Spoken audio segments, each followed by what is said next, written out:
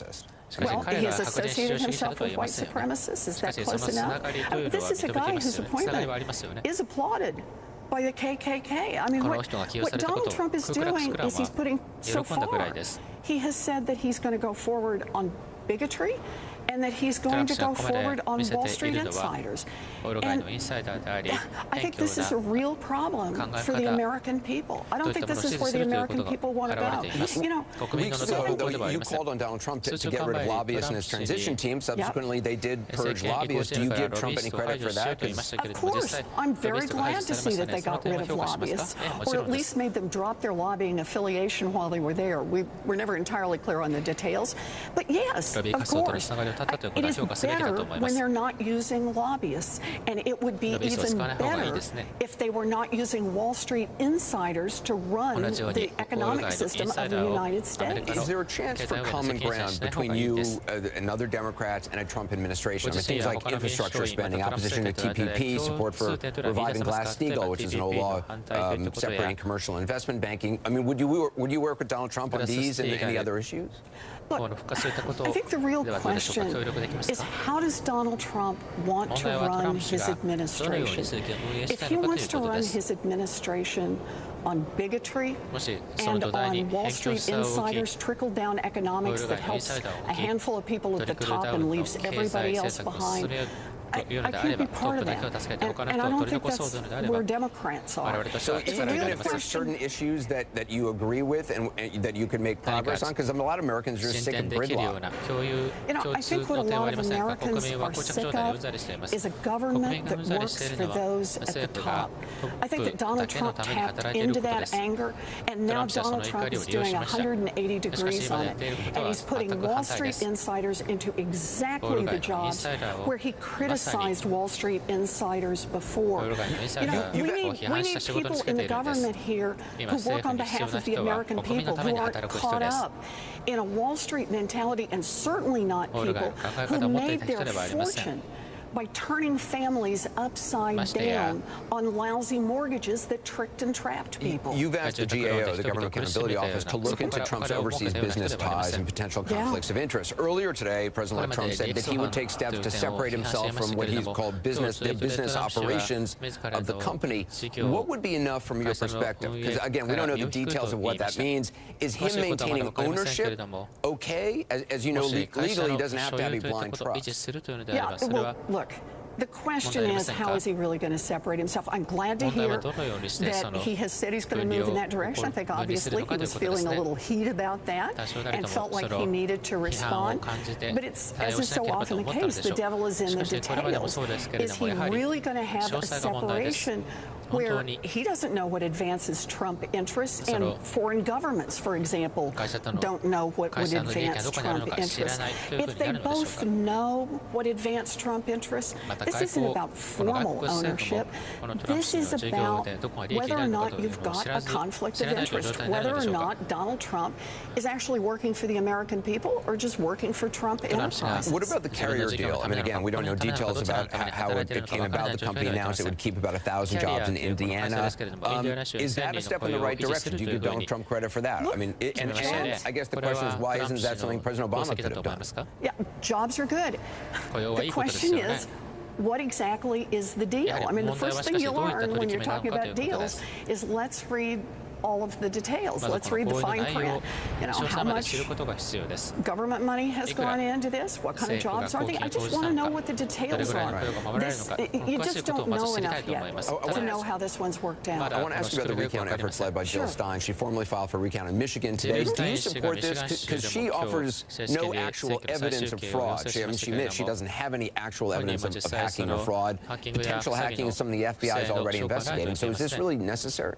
Well, look, I think that it is important for all of us to have confidence in the electoral system and make sure that is she raising doubts unfairly about the electoral system? How is it raising doubts to do an audit?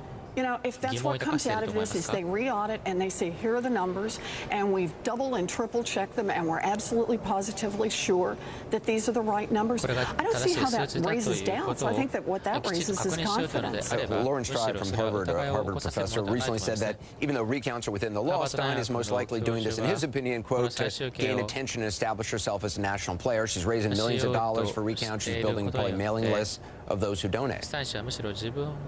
You know, look, if what she's going to do is she's going to say, let's double and triple check the numbers, and people want to contribute to that effort, then they should be able to. And I think that should boost our confidence in the electoral system. I'd like to know that every vote in America was counted.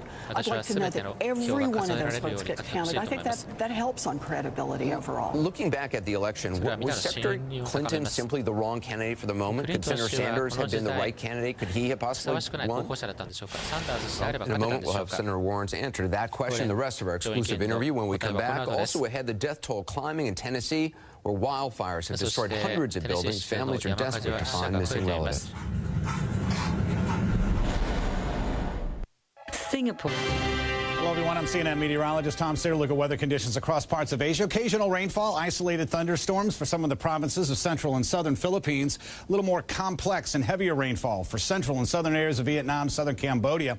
And then it becomes more widespread as you get down to areas of Indonesia, Malaysia. It looks dry in central and eastern provinces, parts of China. A little cold air now moving in toward Beijing. But the dry weather will persist as we move across Korean Peninsula into parts of Japan. Rain south of Shanghai becomes a little more prevalent around Tokyo. Nothing extreme that would cause any flight delays. Tokyo 15 degrees with rainfall on Thursday. Pyongyang sunshine. Beijing a cool 8 degrees. Not so bad though. Gets much warmer in Ho Chi Minh City with the rainfall on 32. Bangkok still looking at beautiful weather. 32 degrees, fair skies. Kuala Lumpur some thunderstorms. Here's where the rain is heavier from Da Nang southward. And again, some rain is mentioned in southern areas of Cambodia and to the south. What we're really watching though is in India, where most of India is dry. But to the south, we have a tropical cyclone. Its name is Nada. Wind gusts right now 100 kilometers per hour. It will be making landfall south of Chennai as it moves in with winds roughly around 75 kilometers per hour, then dropping quickly as it interacts with land. The rainfall could be intense from Chennai southward, even into areas of Sri Lanka.